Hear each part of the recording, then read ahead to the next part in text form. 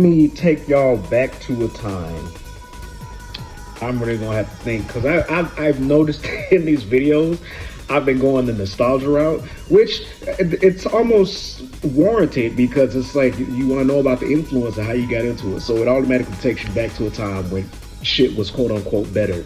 But go back to a time with me where really the early 2000s, right? The only thing that you really had to fucking worry about at that time was if your mom was gonna bring you and your bros back some McDonald's after work, or if old girl who you gave a letter to at the schoolyard asking if she liked you, you trying to figure out what that maybe check mark meant.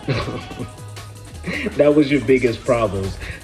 Really fucking side note, kids, yo, that's crazy. I'm asking this question.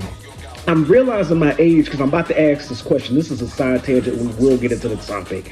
But I was just about to be like, kids, if you write her a note and she checks maybe, she's a tease. Yo, do kids even write letters anymore? Is that still a thing? Do motherfuckers still pass notes, or is everything literally like, oh, I'm just gonna text her on the table so the teacher don't know? Because we did that too when cell phones came out. That's so fucking crazy.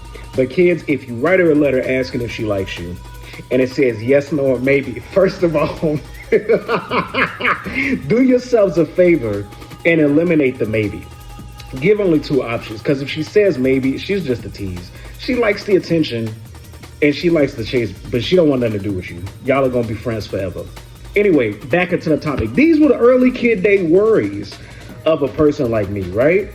And so when we talk about musical influences and when it came to music and things like that, you get into a time where you're starting to have songs like, is it Blue Eiffel that's the group?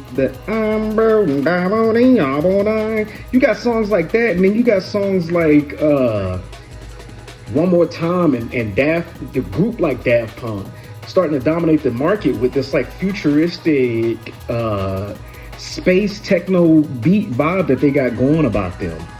And that was like one of the, I guess I could say, themes of the early 2000s is everybody being brought into this new age, especially from coming from a time where motherfuckers really thought 1999 was just for some reason it. Like that was just game over. No restarts, no redos, no save points, no lanterns, no none of that, right? And so I talk about Toonami all the time, but what the fuck actually is it, right? So you have the four dominating kids stations, excuse me, at the time were PBS, Nickelodeon, Disney, and Cartoon Network, depending on where you live. And within these, they would always do like, here's our kid-friendly section first, right? Which would pretty much be throughout the whole day.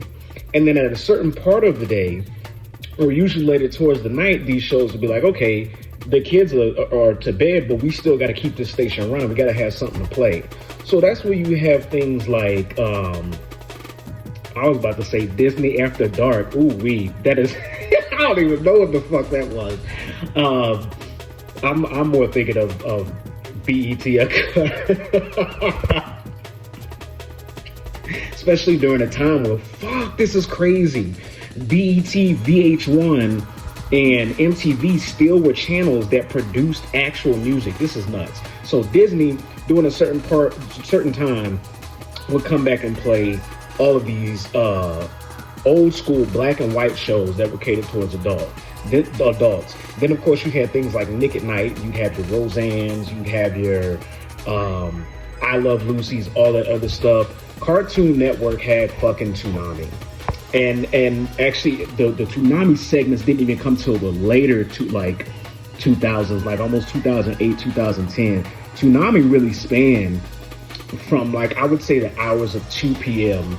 all the way to, I guess, like 5, depending on where you stayed at. And so Toonami was a section where Cartoon Network played just cartoons, silly ass cartoons, kids cartoons, right? The Toonami section was anime.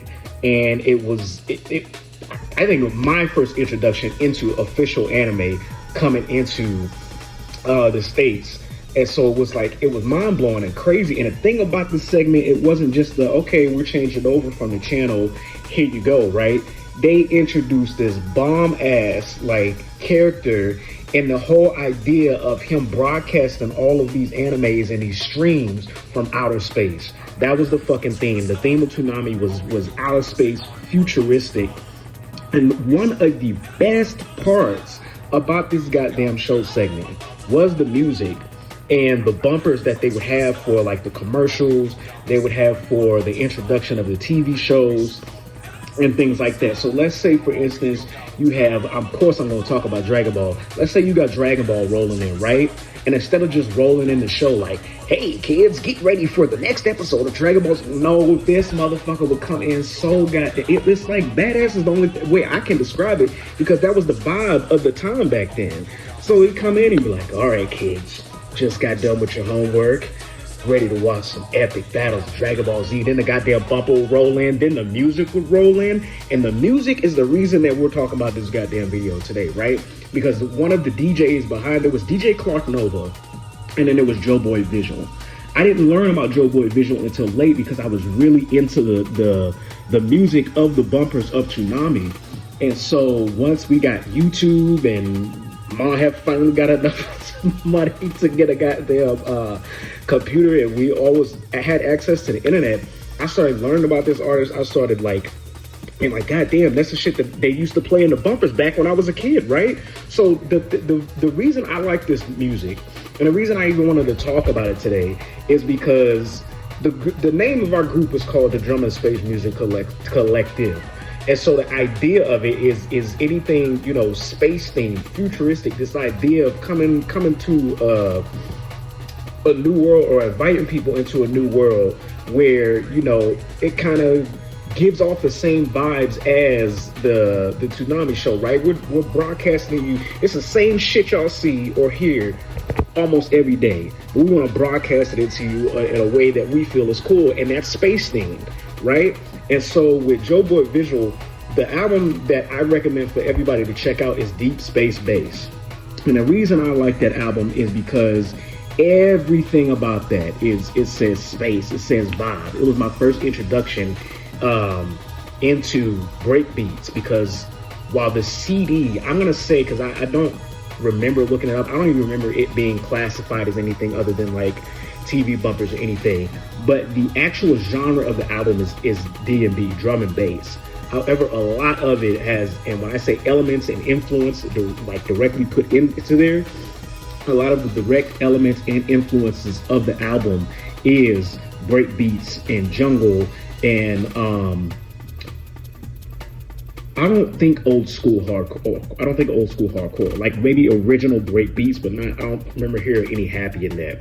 But if you're a fan of this type of music or that style of genre, especially drum and bass, breakbeats, jungle, that era of like the UK DJ scene, definitely check out Deep Space Bass. I recommend that shit for y'all. They got some really good fucking tracks in there. I would say from beginning all the way to end, if you're really into that style, it's gonna satisfy your taste for that. Right now, like I'd probably go put that in the headphones on my way to work. Songs that I recommend for y'all is make sure you check out, well, Ignition is a good one. Arabic is a good one, because that's the one that actually used to play before Dragon Ball Z. I would say, I think it's called Deep Sub. There is D&B Remix, which used to play before Midnight Run. Midnight Run was a section that was catered toward more of the adults, pre-adults, kind of like that. Let me see if there is another one that I like on there. Not even too specific. I think those are my three. I'm not gonna, every album that I bring on here, I'm not gonna sit here and pretend like I like every song or listen to every song consistently. But if anything, Ignition and D&B Remix. Broken Promise is a good one too, because they use a section from an Outkast joint on that one. So definitely check out Deep Space Bass. Check out Joe Boyd Vigil and his work, and just immerse yourself in the nostalgia of the early 2000s space badass vibe era. Let me know what y'all think.